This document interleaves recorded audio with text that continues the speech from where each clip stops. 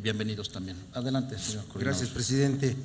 También celebramos el inicio de los trabajos de las comisiones unidas. Espero que sea la primera vez que funcione el trabajo en conferencia entre diputados y senadores. Y por tanto hay que mostrar voluntad para poder legislar. El día de mañana presentaré una iniciativa sobre ley de seguridad nacional para poder aportar elementos al debate legislativo y para poder construir la mejor ley. Tenemos voluntad de que haya ley y que haya una mejor ley. La pregunta es cuántas leyes nos faltan en nuestro sistema, y cuántos recursos públicos hay para implementarlas. Es bien complicado ese asunto también. Gracias, presidente. La sociedad mexicana se encuentra actualmente atrapada entre el asedio de los grupos de la delincuencia organizada, la ineficacia y corrupción de muchas de sus corporaciones policíacas, la actuación sin un marco legal claro de las Fuerzas Armadas en labores de seguridad pública y la constante violación a los derechos humanos por diversos cuerpos de seguridad, sean civiles o militares. Es una realidad. Así, no existe un conjunto de políticas articuladas en materia de seguridad que se determine a partir de un diagnóstico que arroje claridad sobre la complejidad que representa la criminalidad común, la organizada y la vinculada a la corrupción gubernamental, que cuente con los soportes políticos suficientes que la hagan viable, sustentable y eficaz en el corto, mediano y largo plazo. En pocas palabras, en 4 años de haber iniciado este gobierno, ha sido incapaz de construir una política de Estado en materia de seguridad. Por el contrario, lo que existe es un conjunto de decisiones inconexas que, inciso A, muestran improvisación, así como cuando ocurre un brote de violencia criminal en alguna entidad federativa, la respuesta estatal consiste en trasladar a esta a las fuerzas federales, Ejército, Marina y Policía Federal o Policía Federal, para que éstas permanezcan allí hasta en tanto los criminales se repliegan o en su caso explota otra crisis de inseguridad en otra entidad. Lo que ha ocurrido es que los grupos criminales con la misma intensidad retornan o retoman su actividad delictiva en la entidad. Inciso B, han mantenido estrategias idénticas a las de los gobiernos anteriores en las que el combate por descabezamiento de líderes se ha traducido en la fragmentación y aparición de más grupos de la delincuencia organizada. Inciso C, parten de diagnósticos equivocados que confunden las causas de la capacidad de fuego y del poder corruptor del crimen organizado con sus efectos. Esos factores, junto con la debilidad, corrupción e impunidad que padecen todos los eslabones de la cadena de justicia penal, policías, ministerios públicos, jueces y autoridades penitenciarias a nivel federal, pero sobre todo a nivel local, han provocado que la sociedad mexicana siga padeciendo los peores efectos de la ausencia de una política integral, legítima y sustentable en materia de seguridad. La reforma constitucional, aprobada por el Senado en junio pasado y que se encuentra pendiente en la Cámara de Diputados para su discusión, constituye un primer paso importante para la construcción de esa política de Estado. El Estado constitucional debe contar con el andamiaje institucional y normativo que le permita enfrentar y solucionar en condiciones de normalidad las amenazas que afecten a la sociedad, la integridad y patrimonio de las personas, así como la funcionalidad de las instituciones democráticas. Sin embargo, cuando la ausencia sea de una mayor intensidad, gravedad o amplitud, ya porque la misma se prolongue en el tiempo o abarque a sectores amplios de la población, puede ocurrir que la misma supere la capacidad o las capacidades de la autoridad que debe atender tal amenaza. Por lo cual, como está dicho, es necesario establecer un andamiaje normativo para la implementación de medidas focalizadas en la que concurran diversas autoridades de manera coordinada o incluso ante las limitaciones que algunas de ellas puedan padecer, que opere la sustitución de una autoridad por otra, que cuente con las capacidades necesarias para enfrentar el evento que afecte la seguridad interior, sea del mismo nivel de gobierno o de uno diverso.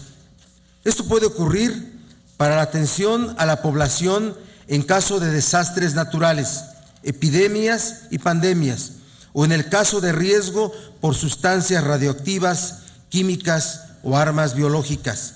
También puede ocurrir ante la amenaza, y está ocurriendo, que representan las actividades de grupos de la delincuencia organizada cuando los mismos han infiltrado o cooptado total o parcialmente alguna corporación policíaca federal, de una entidad federativa o de un municipio, cuando puedan influir en el proceso de toma de decisiones de algún ente público municipal, de alguna entidad federativa o un ente federal, y se altere de manera grave el orden y la paz pública en algún municipio, entidad federativa o región determinada. Así, cuando las corporaciones policíacas federales de una entidad federativa o de un municipio, y sea esto determinado por las autoridades que esta ley no prevea, no cuenten con las capacidades institucionales para enfrentar la amenaza que representa las actividades delictivas referidas. De manera subsidiaria, en estos casos, el Ejecutivo Federal deberá determinar la actuación de las Fuerzas Armadas en auxilio de las labores de seguridad pública, en donde deberán respetarse en todo momento los derechos humanos, preservando para la autoridad civil la investigación, persecución y sanción de los delitos. La regulación normativa que atiende estas amenazas a la seguridad interior debe contener los siguientes elementos. 1.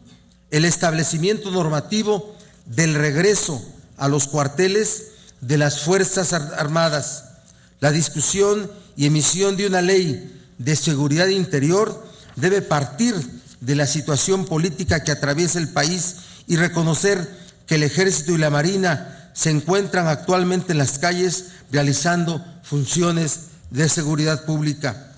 Esto conduce a fijar en las disposiciones de la ley una ruta crítica que, reconociendo esta realidad, establezca plazos, condiciones y procedimientos para permitir un regreso gradual.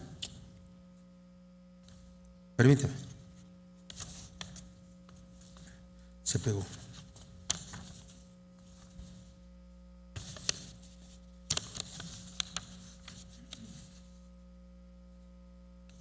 Un regreso gradual y ordenado de las Fuerzas Armadas a sus cuarteles. 2. Debe tener una activación claramente excepcional. Esto significa que la legislación debe tener como condición previa para su aplicación la constatación de la insuficiencia de las fuerzas civiles de seguridad para enfrentar y atender la amenaza a la seguridad interior. Se debe contar con una ley de seguridad interior que tenga verdaderamente una aplicación de carácter excepcional. 3. Que precise de una adecuada racionalidad de las medidas para atender una afectación a la seguridad interior. La ley debe establecer las características de las medidas para atender una afectación a esa seguridad interior. Por lo tanto, dichas medidas deben de ser temporales, deben quedar circunscritas a un municipio, entidad federativa o región determinada. Deben ser proporcionales, es decir, debe existir una relación de fin a medio entre el evento que afecta la seguridad interior y las acciones adoptadas para solucionarlo. Deben ser respetuosas de los derechos humanos y sus garantías reconocidos por la Constitución y los tratados internacionales de los... Por favor, Mario, si me permites continuar.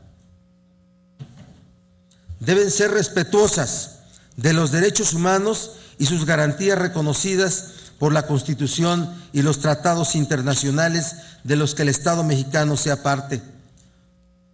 No pueden considerar bajo ninguna circunstancia como amenazas a la seguridad interior las acciones relacionadas con movimientos o conflictos sociales, políticos, electorales y, aun cuando cuenten con principios supuestos de la activación y criterios comunes determinados en la ley, el esquema propuesto debe permitir que el plan de acción se base en un diagnóstico previo que permita diseñar un conjunto de acciones adecuadas para atender y neutralizar la afectación a la seguridad interior, así como restablecer las condiciones que permitan regresar a las condiciones de normalidad institucional y orden constitucional anteriores a la existencia de la afectación a la seguridad interior.